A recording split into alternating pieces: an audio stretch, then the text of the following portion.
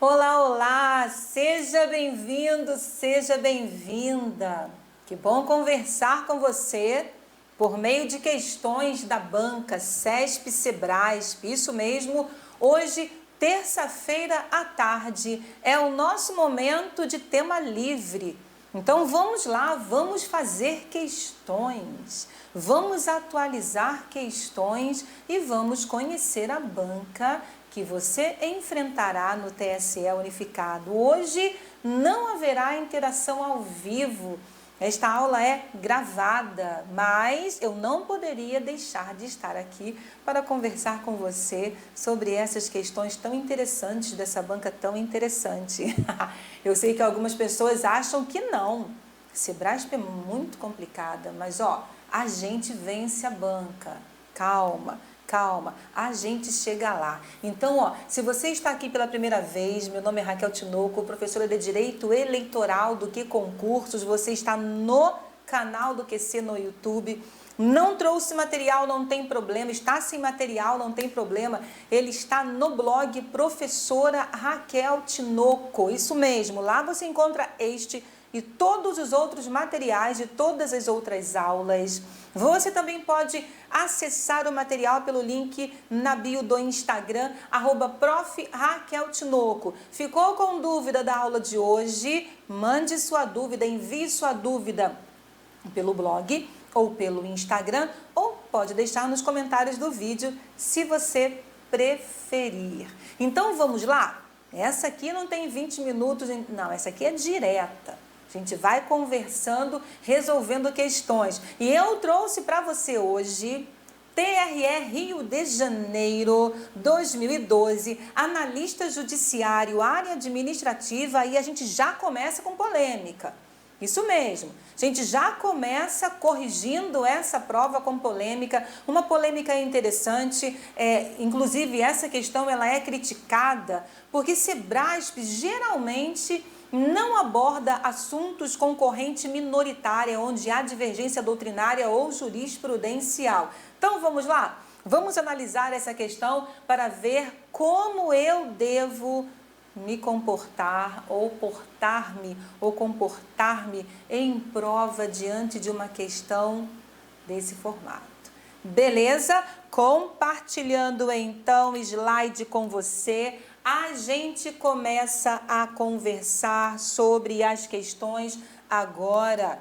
Analista judiciário, área administrativa, TRE 2012, prova certo ou errado, nós já vimos isso, lembra? Eu trouxe inclusive para você um raio-x dessa prova, foram 120 itens, certo ou errado, acertava um ponto, errava menos meio ponto daquilo que eu acertei. E, lógico, quando a gente trabalha com direito eleitoral, a gente deve esperar questões com peso 3. Então, vamos lá. Começando em 3, 2, 1. Primeira questão de prova. Com relação aos direitos e garantias individuais previstos no texto da Constituição Federal de 1988, CF, julgue o item seguinte. Veja, eu estou diante de uma questão de direito constitucional. Isso mesmo. Esse assunto foi abordado pelo Sebrasp em 2012, Rio de Janeiro, dentro de direito constitucional. Então, vamos. A escusa de consciência permite a todo indivíduo, por motivos de crenças religiosas, filosóficas ou políticas, eximir-se de cumprir alguma obrigação imposta a todos, por exemplo, o serviço militar obrigatório. Entretanto, o indivíduo será privado definitivamente de seus direitos políticos quando a sua oposição se manifestar, inclusive, a respeito do cumprimento de uma obrigação alternativa. Então, veja, nós temos aqui uma mistura do artigo 5º da Constituição com o artigo 15 da Constituição, que trata dos casos de perda e suspensão dos direitos políticos. Veja que Sebrasp utilizou aqui a palavra definitivamente. Logo, Sebrasp está afirmando que, em se tratando de escusa de consciência e também recusa em prestar a obrigação alternativa, em cumprir a obrigação alternativa atribuída em virtude da recusa. Então, veja, a escusa de consciência permite a todo indivíduo, por motivos de crenças religiosas, filosóficas ou políticas, eximir-se de cumprir alguma obrigação imposta a todos. Então, ele se recusou a cumprir, alegando crença religiosa, filosófica ou política, né? Questões religiosas, filosóficas ou políticas. Então, deram a ele uma prestação alternativa. Se ele não cumpre a obrigação a todos imposta e também não cumpre a obrigação alternativa, eu estou diante do artigo 15 da Constituição Federal. Sebrasp está dizendo que ele será privado definitivamente dos seus direitos políticos se isso acontecer. Então, o Sebrasp está dizendo que haverá perda de direitos políticos nesse caso. Esse item está certo ou está errado? Esse item está certo. Esse item está certo. Mas, professora, peraí.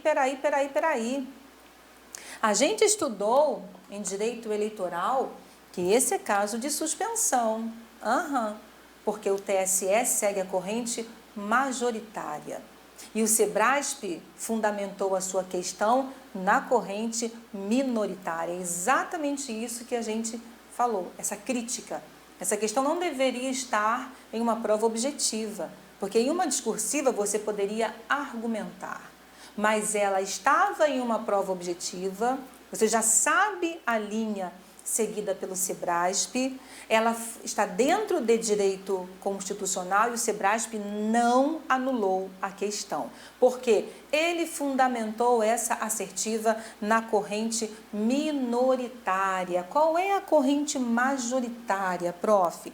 A corrente majoritária é a que entende ser um caso de suspensão por força da própria lei que regulamenta. Veja só, Lei 8239 de 91, regulamenta o artigo 143, parágrafos 1º e 2º da Constituição Federal, que dispõe sobre a prestação de serviço alternativo ao serviço militar obrigatório. Entendeu? Artigo 4º. Ao final do período de atividade previsto no parágrafo 2º do artigo 3º desta lei, será conferido o certificado de prestação alternativa. Então, ele cumpriu a prestação alternativa, encerrou, ele vai receber um certificado de prestação, de cumprimento de prestação alternativa ao serviço militar obrigatório, nos mesmos moldes, né, e com os mesmos efeitos que o certificado de reservista. A recusa ou cumprimento incompleto do serviço alternativo, sob qualquer pretexto, por motivo de responsabilidade pessoal do convocado, implicará o não fornecimento do certificado correspondente pelo prazo de 2 anos após o vencimento do período estabelecido. Fim do prazo previsto no parágrafo anterior, o certificado só será emitido após a decretação pela autoridade competente da suspensão dos direitos políticos do inadimplente, que poderá a qualquer tempo regularizar sua situação mediante cumprimento das obrigações devidas. Você viu? Então, a própria lei que regulamenta a prestação alternativa traz como hipótese de suspensão. Mas nós temos 2 doutrinadores que discordam. Corrente minoritária, José Afonso da Silva e Pedro Lenza. Pedro Lenza, para readquirir os direitos políticos, a pessoa precisará tomar a decisão de prestar o serviço alternativo, não sendo vício suprimido por decurso de prazo. Então, nesse caso, ele entende ser hipótese de perda e não de suspensão. Então, não depende do decurso do prazo. Para que ele possa restabelecer ali os seus direitos, ele precisa prestar o serviço alternativo. Então, gente, atenção, Sebrasp vacilando aqui, porque o TSE, lógico, está na corrente majoritária. Eu não estou dizendo que o Sebrasp vacilou aqui porque colocou essa questão em prova, não. Porque seguiu corrente minoritária em uma prova de certo e errado. Se Seguir a corrente minoritária em uma prova de múltipla escolha é outra coisa, porque você tem como comparar com as outras alternativas. Aqui você não sabia se ele estava seguindo a corrente majoritária ou se ele estava seguindo a corrente minoritária. Entendeu? Mas ele fundamentou na corrente minoritária dentro do direito constitucional. Dentro do direito eleitoral não tem essa divergência. Para o TSE é caso de suspensão e ponto final, ponto final. Então já começamos com polêmica. Questão número 2, com relação ao direito eleitoral, julgue o item que se segue. Os analfabetos, mesmo aqueles que se tenham alistado, são inelegíveis para qualquer cargo, são coisas distintas. Alistabilidade e elegibilidade, inalistabilidade, inelegibilidade. Os analfabetos são alistáveis, porém inelegíveis. Diferentemente de quem? Dos estrangeiros e dos conscritos, que são inalistáveis e inelegíveis. Analfabeto, alistável, analfabeto, inelegível. Então, não interessa se ele está alistado ou não. Ele continua sendo o quê? Continua sendo inelegível. Então, mesmo que se tenha alistado, são inelegíveis os analfabetos. Certíssimo. Ainda que alistados, continuam inelegíveis os analfabetos. Item correto, previsão, artigo 14, parágrafo 4º da Constituição da República. São inelegíveis os inalistáveis e os analfabetos. A inelegibilidade é absoluta para qualquer mandato eletivo. Então, inalistável, como o nome já diz, é inelegível. Analfabeto é alistável, porém inelegível. Questão número 3, questão atualizada para você.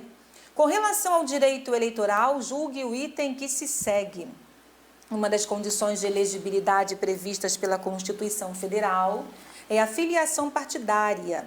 Requisito esse que estará devidamente preenchido caso haja coexistência de filiações partidárias, prevalecendo a mais recente, devendo, nesse caso, a Justiça Eleitoral determinar o cancelamento das demais. Corretíssimo. Por que isso foi atualizado? Porque antigamente, se ficasse configurado dupla filiação, as duas eram consideradas nulas. Então, nesse caso, ainda que a pessoa estivesse filiada a um partido político ou a mais de um, isso não supria a condição de elegibilidade de filiação partidária exigida porque havia nulidade. Hoje não mais. Hoje ele se filia a um, se filia a outro, ele vai se filiando, prevalece a mais recente e a Justiça Eleitoral deve determinar o cancelamento das filiações anteriores. Certo? Então, é o caso, por exemplo, de desfiliação partidária por determinação da Justiça Eleitoral. Cancelamento da filiação partidária por determinação da Justiça Eleitoral. Por quê? Porque eu tenho cancelamento, ou seja, eu tenho a desfiliação a pedido. Eu posso pedir a minha desfiliação para não haver coexistência de filiações partidárias. Mas hoje, havendo coexistência, prevalece a mais recente, devendo a Justiça Eleitoral determinar o cancelamento das demais. Corretíssimo. Onde está isso, prof? No artigo 22, parágrafo único da Lei 9096 de 95, Lei das Eleições. Havendo coexistência de filiações partidárias, prevalecerá a mais recente, devendo a Justiça Eleitoral determinar o cancelamento das demais. Questão número 3, gabarito, item certo. Gabarito, item certo. Passemos então para a questão número 4. Adaptada e atualizada. Olha que legal. Estamos conversando sobre propaganda eleitoral. Hoje mesmo, mais tarde, nós teremos outra conversa sobre propaganda eleitoral. Então, hoje tem dobradinha, hein? Não apenas agora, às 14 horas, mas às 17 horas eu espero você para darmos continuidade a esse assunto tão interessante que é a propaganda eleitoral. Você vai ficar tão fera em propaganda eleitoral que você vai estar, vai estar vendo lá sua programação preferida, vai passar, você, opa, isso daí não está de acordo com a lei não. Eu acho que tem alguma infringência legal. Peraí. Você vai detectar se aquela propaganda está correta ou se não está correta, de tanto que você vai saber a propaganda eleitoral. Então, mais tarde, a gente fala sobre isso. E eu trouxe essa prova, e você vai ver que em 2012, prova de analista judiciário, área administrativa, nós tivemos algumas questões de propaganda eleitoral. Então, vamos lá. Atualizada, adaptada e atualizada. Sobre o tema propaganda eleitoral, julgue o seguinte item. É permitida, independentemente de autorização da Justiça Eleitoral, a veiculação de propaganda eleitoral em bens particulares por meio de faixas, placas, cartazes, pinturas ou inscrições, desde que estes não excedam a meio metro quadrado. Eu posso veicular propaganda eleitoral em bens particulares por intermédio de todos esses instrumentos? Faixas, placas, cartazes, pinturas, inscrições, desde que estas inscrições não excedam a meio metro quadrado. É lógico que isso está errado. É lógico que isso está errado. Por quê? Porque hoje, em bens particulares, é vedada, em regra, a propaganda eleitoral. Antigamente, eu tinha essa previsão, essa possibilidade. Havia até a possibilidade de colocar um cartaz enorme, desde que ele não ultrapassasse 4 metros quadrados. Não tem mais isso. Era quase um outdoor dentro do meu quintal. Acabou. Hoje, é vedada em regra a propaganda eleitoral em bens particulares. O que é autorizado então, prof? Adesivo plástico em automóveis, caminhões, bicicletas, motocicletas e janelas residenciais, desde que não exceda meio metro quadrado. E se eu juntar esses adesivos plásticos, né? Se eu for juntando adesivo, mais adesivo, mais adesivo, mais adesivo, mais adesivo, que criar e se isso vier a criar uma, como eu vou dizer para vocês assim, visualmente a ideia de que se trata de uma única peça, de um único instrumento, já era, não pode. A justa posição, não pode dar a impressão de uma única propaganda maior que meio metro quadrado. Antigamente podia ser até 4.000, não pode mais, certo? A lei não traz essa autorização. Hoje eu tenho até uma jurisprudência que trata da fachada dos diretórios, mas isso não está aqui na lei. Então, por enquanto, vamos trabalhar com o que a questão está pedindo. Então, em bens particulares é vedado em regra salvo adesivo plástico em automóveis, caminhões, bicicletas, motocicletas e janelas residenciais, desde que não exceda meio metro quadrado, ou ainda em veículos são autorizados adesivos microperfurados até a extensão total do para-brisa traseiro. Nas outras posições, eu tenho que ter a mesma medida. Propaganda eleitoral em ambiente particular, ela tem que ser voluntária, não pode haver coação, tem que ser gratuita. Olha aqui a previsão, Lei 9504, artigo 37, parágrafo 2º. Não é permitida a veiculação de material de propaganda eleitoral em bens públicos ou particulares, exceto. Então, regra, não pode, salvo se bandeiras ao longo de vias públicas, nesse caso, bens públicos, desde que móveis e que não dificultem o bom andamento do trânsito de pessoas e veículos. Eu também posso mesas para distribuição de material, adesivo plástico em automóveis, caminhões, bicicletas, motocicletas e janelas residenciais, desde que não exceda meio metro quadrado. Justa posição de propaganda, resolução 23.610, jurisprudência do TSE na resolução. Justaposição, cuja dimensão exceda meio metro quadrado,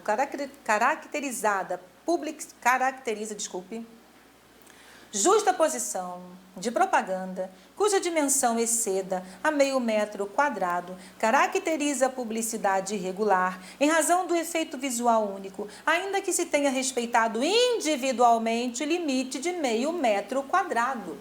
Então, vou colocando adesivos, né, de meio metro até formar um outdoor.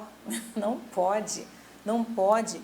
É proibido colar propaganda eleitoral em veículos, exceto adesivos microperfurados até a extensão total do para-brisa traseiro. Em outras posições, adesivos até a dimensão máxima de 50 por 40 centímetros.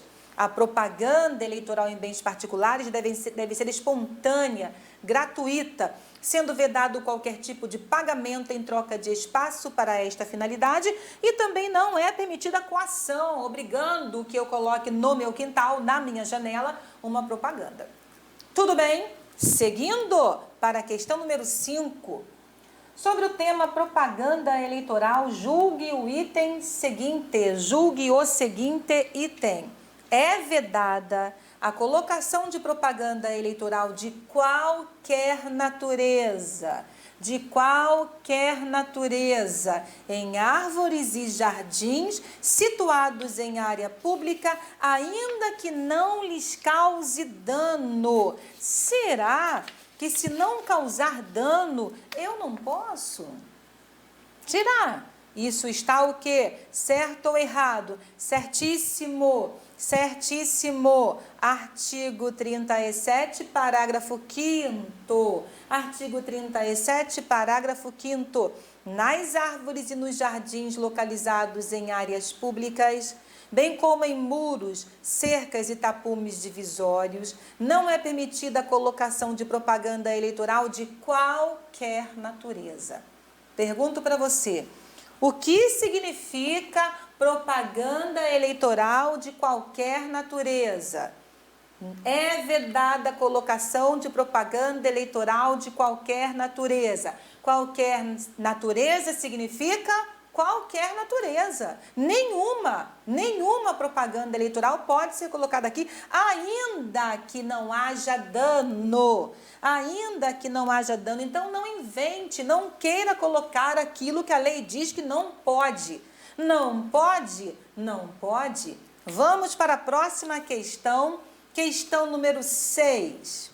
Sobre o tema propaganda eleitoral, julgue o seguinte item. Sobre o tema propaganda eleitoral, julgue o seguinte item. Vamos lá. Embora seja proibida a fixação de faixas em propaganda eleitoral nos bens cujo uso dependa de cessão ou permissão do poder público, sua colocação é permitida nos bens de uso comum, como, por exemplo, postes de iluminação pública e de sinalização de tráfego? Sim ou não? Não pode, não é permitido coisa nenhuma. Não é permitido coisa alguma. Então, é proibida a fixação de faixas com propaganda eleitoral nos bens cujo uso dependa de cessão ou permissão do poder público, nos bens de propriedade do poder público e nos bens de uso comum, ainda que de propriedade privada. Postes de iluminação pública, sinalização de tráfego são bens de uso comum citados expressamente na lei eleitoral. Veja, gabarito errado, artigo 37 da lei eleitoral, da lei das eleições. Nos bens cujo uso dependa de cessão ou permissão do poder público, ou que a ele pertençam, e nos bens de uso comum, inclusive postes de iluminação pública, sinalização de tráfego, viadutos, passarelas, pontes, paradas de ônibus, o próprio ônibus e outros equipamentos urbanos, é vedada a veiculação de propaganda de qualquer natureza. E vou perguntar de novo, Qualquer natureza significa o quê? Qualquer natureza. Inclusive pichação, inscrição a tinta e exposição de placas, estandartes, faixas, cavaletes, bonecos e assemelhados. Bens de uso comum para fins eleitorais são os assim definidos pelo Código Civil e também aqueles a que a população em geral tem acesso, tais como cinemas, clubes, lojas, centros comerciais, templos, ginásios, estádios, ainda que de propriedade privada. E olha, a veiculação da propaganda em desacordo com o que aqui está previsto, ou seja, com o que está previsto no caput,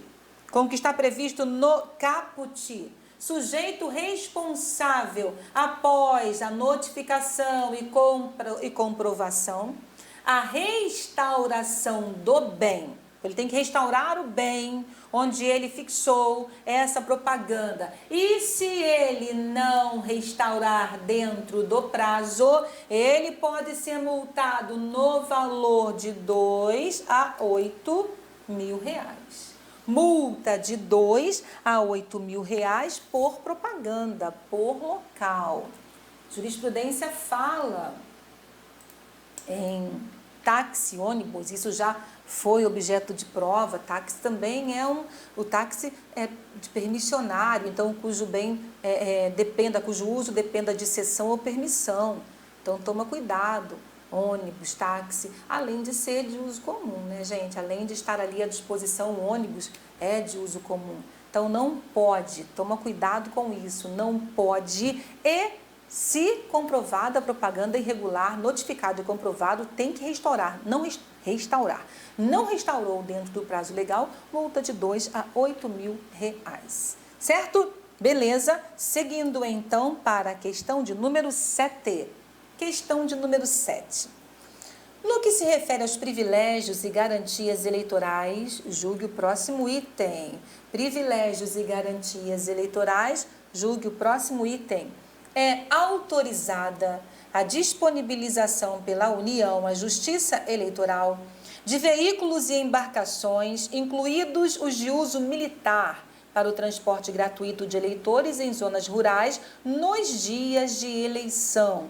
É autorizada a disponibilização pela União, a Justiça Eleitoral, de veículos de embarcações, incluídos os de uso militar, a Sebrasp. Fala sério, vai levar a população em veículo de uso militar? É excluídos os de uso militar para o transporte gratuito de eleitores em zonas rurais no dia da eleição. Atenção, União, em quem está disponibilizando aqui é a União, então está errado. Onde eu confiro isso? Aqui. Lei 6091 de 1974, é a lei que trata de transporte e alimentação no dia da eleição. Artigo 1º. Os veículos e embarcações devidamente abastecidos e tripulados, pertencentes à União, Estados, territórios, quando houver, e municípios e suas respectivas autarquias e sociedades de economia mista, autarquias e sociedades de economia mista, excluídos os de uso militar, ficarão à disposição da Justiça Eleitoral para o transporte gratuito de eleitores em zonas rurais em dias de eleição. Excetuam-se do disposto neste artigo os veículos e embarcações em número justificadamente indispensável ao funcionamento do serviço público e insuscetível de interrupção. Então, nesse caso, estes veículos não ficam à disposição. Até 15 dias antes das eleições, a Justiça Eleitoral requisitará dos órgãos da administração direta ou indireta da União, dos Estados, DF, municípios, territórios, quando houver, os funcionários e as instalações de que necessitar para possibilitar a execução dos serviços de transporte e alimentação de eleitores previstos nesta lei. Então, os veículos ficam à disposição, excluído os de uso militar e aqueles indispensáveis ao serviço público, à continuidade do serviço público, certo? E 15 dias antes das eleições, a Justiça Eleitoral vai requisitar auxiliares, vai requisitar servidores para que possam tornar possível a execução do que aqui está previsto. É a Lei 6091 de 1974. Essa lei nem sempre está presente em edital, principalmente de técnico, mas ela pode vir. Ela é uma lei muito pequena, que você consegue estudar depois da publicação do edital. Então, vamos seguir para a próxima questão? Questão número 7, gabarito errado. Questão número 8. No que se refere aos privilégios e garantias eleitorais, julgue o próximo item. Julgue o próximo item. Nenhum membro de mesa receptora poderá ser preso durante o exercício de suas funções, salvo em flagrante delito, garantia essa que se estende em iguais condições a fiscal de partido político. Estamos diante das garantias eleitorais, então você tem previsão dessas garantias para candidato, para o eleitor e para o eleitor, para o mesário e para o fiscal de partido político. Então, nesse caso, nem o mesário, nem o fiscal poderão ser presos durante o exercício de suas funções, salvo em flagrante delito. Certíssimo. Conferindo. Artigo 236 do Código Eleitoral.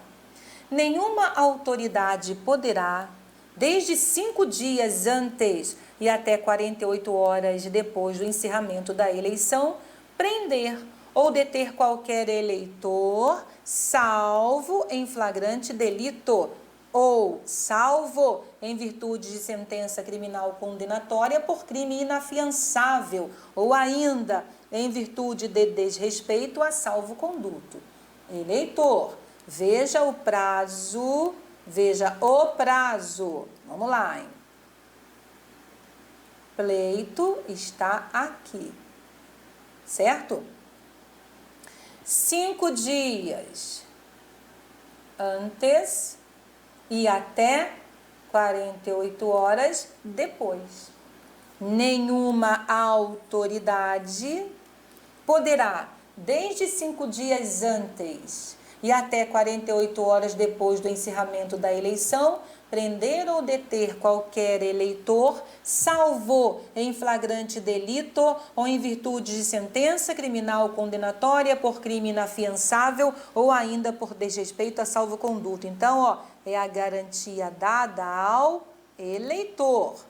Eleitor. Vamos para o mesário. Os membros das mesas receptoras e os fiscais de partido durante o exercício de suas funções. Então, para eles, eu não tenho essa fixação de prazo. Não poderão ser presos, não poderão ser detidos ou presos, salvo caso de flagrante delito. Veja que para eles a garantia é maior. Para o eleitor é flagrante delito, sentença criminal condenatória por crime inafiançável ou desrespeito a salvo-conduto.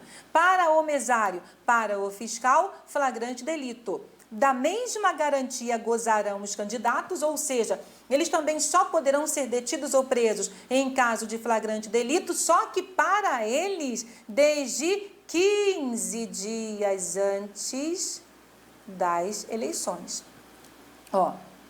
Gozarão os candidatos desde 15 dias antes das eleições. Então, para candidatos, nos 15 dias anteriores à eleição, as garantias já começam a surtir seus efeitos. Ocorrendo qualquer prisão, o preso será imediatamente conduzido à presença do juiz competente, que, se verificar a ilegalidade da detenção, relaxará e promoverá a responsabilidade do coator. Então, às vezes, é bacana você construir uma linha do tempo para que você possa visualizar de uma só vez as regras aqui previstas. Tudo bem? Então, 5 dias antes até 48 horas depois do pleito, eleitor. Salvo flagrante delito, sentença penal condenatória por crime inafiançável, desrespeito a salvo-conduto. Tudo bem? Mesário, fiscal, durante o exercício das funções, salvo flagrante delito. Candidato, nos 15 dias anteriores à eleição, salvo flagrante delito. Vamos lá, seguindo aqui. Vamos para a última questão.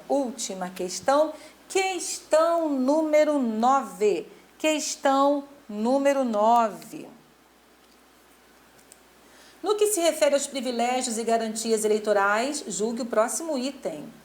A interferência do poder econômico e o desvio ou abuso do poder de autoridade em prejuízo da liberdade do voto serão coibidos e punidos na forma da legislação eleitoral. Essa daqui, gente, fala sério, Sebrasp. Se você por acaso tem coragem de colocar aqui que não é coibido nem é punido, gente, olha, a interferência do poder econômico e desvio, abuso do poder de autoridade em prejuízo da liberdade do voto não vai ser coibido, não vai ser punido. E ainda coloca assim, na forma da legislação eleitoral, uma coisa bem vaga. É lógico que vai ser coibido e vai ser punido. E vou voltar aqui na outra questão, hein? Veja, da mesma garantia gozarão os candidatos desde 15 dias antes da eleição. O Código está prevendo aqui a mera condição de candidato, porque se ele já for detentor de mandato eletivo e candidato à reeleição ou a outro cargo, eu vou precisar observar a prerrogativa de função. Entendeu? Eu vou precisar observar no aspecto penal a prerrogativa de função. Então, tome cuidado, aqui é um mero candidato. Mero candidato. Volto então para que a gente fale daquela questão óbvia. Óbvia. Então vamos. Artigo 237. A interferência do poder econômico e o desvio ou abuso do poder de autoridade em desfavor da liberdade do voto serão coibidos e punidos. Ele está utilizando poder econômico, que são os recursos financeiros que ele tem, poder de autoridade, que é o cargo público que ele ocupa, em desfavor, para restringir a liberdade do voto. O eleitor é parte legítima para denunciar, embora o Código utilize a palavra denunciar. O eleitor, ele leva notícia dos fatos, não é? Então, o eleitor é parte legítima para denunciar os culpados e promover-lhes a responsabilidade, e a nenhum servidor público, inclusive de autarquia, de entidade paraestatal e de sociedade de economia mista, será lícito negar ou retardar ato de ofício tendente a esse fim. Empurrar com a barriga para não atender o direito aqui do eleitor.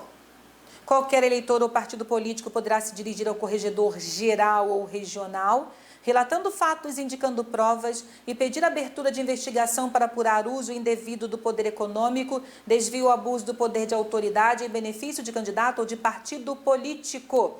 Qualquer eleitor pode sim levar a notícia dos fatos ao corregedor geral ou regional. O corregedor, verificada a seriedade da denúncia, procederá ou mandará proceder a investigações, regendo-se estas, no que lhes for aplicável, pela Lei 1579 de 1952, que é a lei que dispõe sobre as comissões parlamentares de inquérito. Mas hoje, você sabe que nós temos uma lei eleitoral própria, que traz instrumento de investigação para esses casos, que é a ação de investigação judicial eleitoral prevista na Lei Complementar 64 de 1990. Inclusive, o artigo 22 tem uma redação muito parecida com o artigo 237, parágrafo 2º. Tudo bem? Então, questão número 9, gabarito certo. Resolvemos aqui as questões do TRE Rio de Janeiro 2012, cargo técnico, ou seja, analista judiciário, área administrativa. Então, terminamos mais uma conversa por intermédio de questões de provas anteriores. Aguardo você daqui a pouco, às 17 horas, para continuarmos essa nossa conversa, hein? Tudo bem? Conto com a sua presença. Um beijo, muito obrigada. Até. Tchauzinho.